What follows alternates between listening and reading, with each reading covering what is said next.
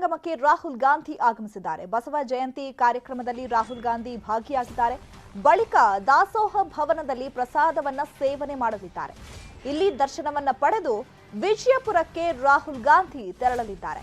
ಮಧ್ಯಾಹ್ನ 3:30ಕ್ಕೆ ವಿಜಯಪುರ ನಗರದಲ್ಲಿ road show ಸಹ ನಡೆಸಲಿದ್ದಾರೆ. ದೆಹಲಿಯಿಂದ ಹುಬ್ಬಳ್ಳಿಗೆ ಆಗಮಿಸಿದ್ರು ರಾಹುಲ್ ಗಾಂಧಿ. ಅಲ್ಲಿ ಜಗದೀಶ್ ಶೆಟ್ಟರ್ ಅವರ ಜೊತೆ ಕೆಲಕಾಲ ಮಾತುಕತೆಯನ್ನ ನಡೆಸಿ ಹುಬ್ಬಳ್ಳಿಯಿಂದ ಇದೀಗ ಫೈನಲಿ ಕೂಡಲ ಸಂಗಮಕ್ಕೆ ಆಗಮಿಸಿದ್ದಾರೆ. ಈಗ ಅಲ್ಲೂ ಕೂಡ ಸಕಲ ಸಿದ್ಧತೆಯನ್ನ ಮಾಡಿಕೊಳ್ಳಲಾಗಿರುವಂತದ್ದು. ಬಸವ ಜಯಂತಿ ಕಾರ್ಯಕ್ರಮದಲ್ಲಿ ಈಗ ರಾಹುಲ್ ಗಾಂಧಿ ಭಾಗಿಯಾಗಿದ್ದಾರೆ. ಬಳಿಕ ದಾಸೋಹ ಭವನದಲ್ಲಿ ಪ್ರಸಾದ ಸೇವನೆ ಮಾಡಲಿದ್ದಾರೆ. ಇಲ್ಲಿ ದರ್ಶನವನ್ನ ಪಡೆದು ವಿಜಯಪುರಕ್ಕೆ ರಾಹುಲ್ ಗಾಂಧಿ ಅಲ್ಲಿಂದ ತೆರಳಲಿದ್ದಾರೆ.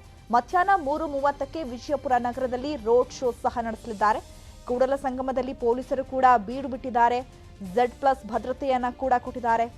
ಹಾಗೆ ಸಾಕಷ್ಟು ಕಾರ್ಯಕ್ರಮಗಳು ಇರೋದ್ರಿಂದ ಇದು ರಾಜಕೀಯ ಅಲ್ಲದೆ ಹೋದರೂ ಕೂಡ ಕಾರ್ಯಕ್ರಮದಲ್ಲಿ ಭಾಗವಹಿಸುತ್ತಿದ್ದಾರೆ. ಮತ್ತೊಂದು ಕಡೆ ಕಿತ್ತೂರು ಕರ್ನಾಟಕ ಭಾಗದ ಲಿಂಗಾಯತ ಮತಗಳನ್ನ ಸೆಳೆಯೋದಕ್ಕೆ ಈಗ ರಾಹುಲ್ ಗಾಂಧಿ ಅವರು ಕಣ್ಣಿಟ್ಟಿರುವಂಥದ್ದು. ಈಗ ಬೆಳಗಾವಿ, ಬಾಗಲಕೋಟೆ, ವಿಜಯಪುರ, ಧಾರವಾಡ, ಗದಗ, ಹಾವೇರಿ ಈ ಜಿಲ್ಲೆಗಳಲ್ಲಿ ಲಿಂಗಾಯತ ಪ್ರಾಬಲ್ಯ ಹೆಚ್ಚಿರೋದ್ರಿಂದ ಇದನ್ನ ಸೆಳೆಯೋದಕ್ಕೆ ರಾಹುಲ್ ಗಾಂಧಿ ಅವರು ರಾಜ್ಯಕ್ಕೆ ಆಗಮಿಸಿದ್ದಾರೆ. ಈ ಬಗ್ಗೆ ಮತ್ತಷ್ಟು ಮಾಹಿತಿಯನ್ನ ಕೊಡ್ತಾರೆ ನಮ್ಮ ಪ್ರತಿನಿಧಿ ಮಂಜುನಾಥ್. ಫೋನ್ ಸಂಪರ್ಕದಲ್ಲಿ ಜಾಯ್ನ್ ಆಗ್ತಿದ್ದಾರೆ. ಮಂಜುನಾಥ್, ಇದೀಗ ರಾಹುಲ್ ಗಾಂಧಿ ಅವರು ಆಗಮಿಸಿದ್ದಾರೆ. ಈಗ ರಾಹುಲ್ ಗಾಂಧಿ ಅವರು ನೆಕ್ಸ್ಟ್ ಎಲ್ಲೆಲ್ಲಿ ವಿಸಿಟ್ ಮಾಡ್ತಾರೆ, ಅವರ ಮುಂದಿನ ವೇಳಾಪಟ್ಟಿ ಎಕ್ಸ್ಪ್ಲೈನ್ ಮಾಡ್ತಾ ಹೋದ್ರೆ. ಚೈತ್ರ, ಈಗಾಗಲೇ ನಿಗದಿಯಾಗಿರುವಂತೆ ಕಾಂಗ್ರೆಸ್ನ ಅಧಿನಾಯಕ ರಾಹುಲ್ ಗಾಂಧಿ ಅವರು ಇದೀಗಷ್ಟೇ ಕೂಡಲ ಸಂಗಮ ಕ್ಷೇತ್ರಕ್ಕೆ ಆಗಮಿಸಿರುವಂತದ್ದು. ಹೆಲಿಕಾಪ್ಟರ್ ಮೂಲಕ ಬಸವ ಮಂಟಪದ ಪಕ್ಕದಲ್ಲಿರುವಂತಹ ಹೆಲಿಪ್ಯಾಡ್ಗೆ ಅವರು ಬಂದಿಳಿದು ಬಳಿಕ ಸಂಗಮನಾಥನ ದೇವಸ್ಥಾನಕ್ಕೆ ಭೇಟಿ ನೀಡಿದ್ರು. ಅಲ್ಲಿ ಭೇಟಿ ನೀಡಿ ವಿಶೇಷವಾದಂತಹ ಪೂಜೆಯನ್ನ ಸಲ್ಲಿಸಿದ ಬಳಿಕ ಈಗ ಅಷ್ಟೇ ಐಕ್ಯ ಮಂಟಪದ ಕಡೆ ಅವರು ತೆರಳಿರುವಂತದ್ದು. ಅಣ್ಣ ಬಸವಣ್ಣನವರ ಐಕ್ಯ ಮಂಟಪ ದರ್ಶನದ ಬಳಿಕ ಅಲ್ಲಿ ಒಂದಿಷ್ಟು ಕೆಲ ಹೊತ್ತು ಅಂದ್ರೆ ಒಂದು 5 ರಿಂದ 10 ನಿಮಿಷಗಳ ಕಾಲ ಧ್ಯಾನವನ್ನ ಮಾಡುವಂತಹ ಸಾಧ್ಯತೆ ಇದೆ.